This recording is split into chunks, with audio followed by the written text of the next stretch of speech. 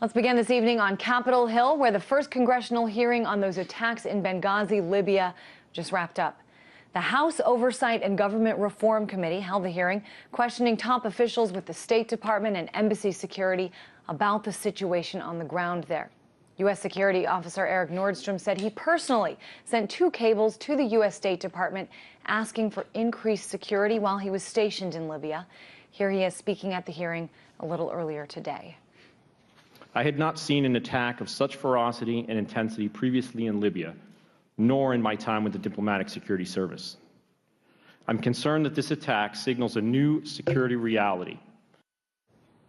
Now, many more details about what happened that evening of September 11th in Benghazi emerged today, with a focus on who knew what when and why certain decisions regarding security in Libya were made. The bottom line here: the claims that the attacks that killed Ambassador Chris Stevens were a result of a protest gone awry are false. The U.S. State Department now says there was no protest. What happened on the night of September 11th had nothing to do with the controversial offensive video called The Innocence of Muslims, and everything to do with a group of armed men who came into the compound where the Benghazi consulate was based. And after being unable to get to Ambassador Stevens directly, well, they set the building on fire. Ambassador Stevens most likely died of smoke inhalation. So we want to talk more about the changing story and also the developing investigation with retired CIA officer Ray McGovern and RT correspondent Liz Wall. And Liz, let me start with you because you just got back here. I did literally minutes ago. From the hearings. Just tell us a little bit about what you heard today. All right, well, lawmakers today basically demanding answers on the Libya attacks. Congress questioned some key witnesses about the security failures in Benghazi. Right off the bat, we have the chairman of this committee, Representative Darrell Issa, saying this is not about a YouTube video. This is not about a video that went viral, that made fun of the Prophet Muhammad, that this was, in fact, premeditated. He called them predictable terrorist attacks. And he really hailed Eric Nordstrom for coming forward, hailing him as a whistleblower for coming forward with some of the information, where he made repeated requests saying that the situation, because he was there on the ground in Benghazi, saying that the situation here is very volatile, and he felt that his safety and that of the ambassador and his colleagues there were in grave danger, and he made repeated attempts to get increased security, and for some reason, those requests were ignored. Ray, talk about this. 2 things here. First of all, why is this information that's just coming out right now in terms of the situation on the ground regarding security? And number 2, how could some of those requests been ignored? Well, this is a political carnival. This is Representative Issa trying to make political points. Now, they're trying to get Hillary Clinton for a lack of understanding what security is needed. But that's not why they should try to get Hillary Clinton. They should get Hillary Clinton because of what she and others did in Libya. I mean, one of the congressmen said, well, you know, are there more or less al-Qaeda in Libya since we bombed the heck out of the country? Well, there are far more, said the witnesses. Well, how many shoulder-fired anti-aircraft missiles are in their hands? And when I heard the answer, 10, I said, well, that's not many. 10 to 20,000. Oh, my gosh. So, you know, the problem really here is not whether the State Department erred in first saying that it had to do with video. I mean, after all, that's what happened in Cairo. The problem here is not getting to the bottom of the thing. And the bottom of the thing is these same congressmen, okay, they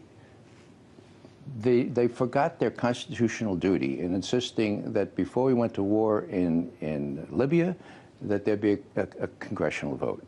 They ducked that, and the result is that people like Hillary Clinton and others think they can, you know, fix things by sending bombers over a country. The country is a mess, and the militias are all over the place. They're not really directed by any point. There are al-Qaeda out there.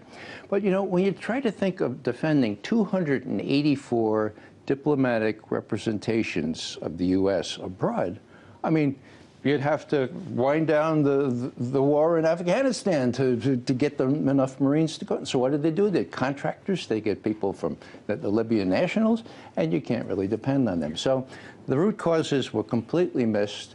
All we saw was the were the trees, and nobody ever looks at the forest. I think that's a really interesting point. Liz, while you were there at the hearing today, just wondering if you were able to sort of talk to any of these, State Department officials after the hearing or during any breaks and what they had to say. After the hearing, I was able to talk to Mr. Nordstrom. He is the security officer there for the U.S. State Department that was on the ground and really saw firsthand how volatile the situation is over there in Libya. Unfortunately, he wasn't able to go on the record with us because, with these things, they have to get prior approval. Hopefully he can come on and talk about it another time with us later on in the show. But he is being hailed by some members of Congress as a whistleblower, because if it weren't for him, we wouldn't have known that there were warning signs ahead of time, and that this was not just a result of this YouTube video, contrary to what was said in the media and by the State Department. Ray, let me ask you, I mean, this happened a month ago now, and the timeline of exactly what happened has changed immensely. I mean, with facts coming out that were contradicting what was being said before. As a former CIA officer, I mean, were you kind of keen into some of these holes in the story from day one? Well, the intelligence community is under the gun in situations like this. When there's not enough information on what actually happened, and people like our ambassador to the UN says, I need to know right now, and they give her their best guess, and their best guess was wrong. And they made very clear that this is our best guess, and it's preliminary, and so did she. So you're talking about Ambassador Susan Rice when she made the appearance on all the Sunday talk shows on September 16th, 5 days after these attacks happened. As far as I know, preliminary information, she was very careful, okay? And then later she said, whoops, wait a second, the intelligence community now has come up with evidence that there was a terrorist attack. And so the Republican leadership there, and especially Congressman Issa, are trying to make hay out of the fact that, whoops, they were wrong. And they're saying that you were trying to deliberately deceive us. And why haven't you mentioned terrorists? You don't like the word terrorist. Were you afraid to mention? And why did the embassy in Cairo apologize? It's all contrived. And if it weren't a month before the election, it would be harder to understand. I was just about to say, you called it, I think, a political festival or field day. A carnival, of course. And we can't ignore the fact that we are 4 weeks away, less now, from the election. And this is a divided time. It has been an extremely divided Congress. So I would just want to play a little part from today's hearing that sort of illustrates sort of the tension that remains there. Requests for extensions of more security by the mission in Libya, however, appear to have often been rejected, or even, more deliberately, officials in Washington told diplomats in Libya not even to make them. Although the chairman claims we are pursuing this investigation on a, quote, bipartisan basis, that has simply not been the case. So here you have the Republican chairman, Darrell Issa, and then you have the ranking member, Elijah Cummings, the chairman basically saying and echoing what we've been hearing from the GOP, bad, Obama administration, you messed up. And then you hear from Congressman Cummings, he sort of went into detail of some of the rules that were broken. He says documents were withheld from the rest of the committee by Republicans on the committee. He said, interview testimony was not shared with them. He said that they weren't invited to go on this fact-finding mission. Let me ask you, Liz, I mean, did you get the sense that politics was definitely at play here today? I mean, absolutely. You saw, we just heard, we had the chairman there really going after the administration for basically all these security failures. You had a lot of people coming out and saying, you know what? This is acknowledging that this has been politicized.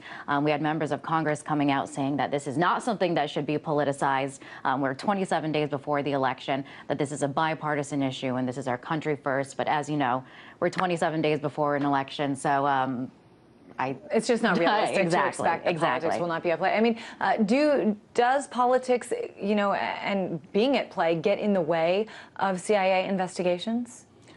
Well, not necessarily. I think my former colleagues do a creditable job in sorting out the facts and giving them up to political supervisors. But, what they do with them is what you saw today in this carnival.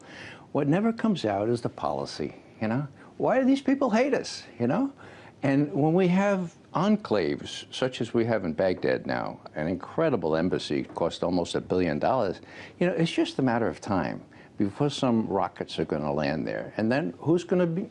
Congressman Issa is going to be up in arms saying, why didn't we know about that? And it's he and his colleagues that have deprived the State Department of millions and millions of dollars to defend these things. Not that they're defendable at all. I mean, the reason they hate us is because what we've done in Iraq and Afghanistan and Libya and now in Syria, and that's not going to stop. But they're going to keep hating us. Mr. And actually, there was one congressman that really did portray a unique point of view. That is Congressman Dennis Kucinich. And I want to read a part of his testimony today that kind of goes along with what you're saying.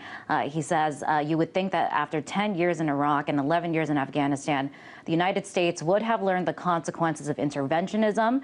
You would think that after trillions have been wasted on failed attempts at democracy building abroad while our infrastructure crumbles at home, Congress and the administration would re-examine their priorities. So really right along the lines of what you're saying here is this is not a discussion of not enough security personnel on the ground, not enough money being devoted to it. This is a much larger problem. It is indeed. Yeah, it's a much larger problem because it's a worldwide problem.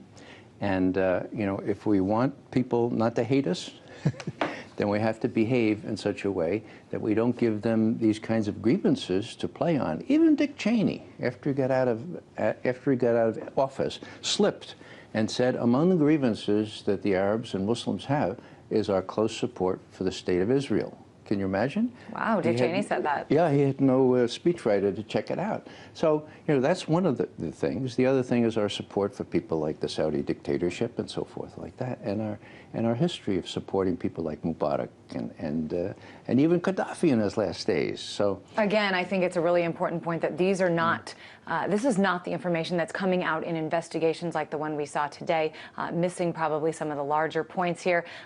Great point, certainly. Retired CIA officer Raymond McGovern and, of course, RT correspondent Liz Wall, who just returned from that hearing on the Hill. Thanks, guys. thank you, Kristen.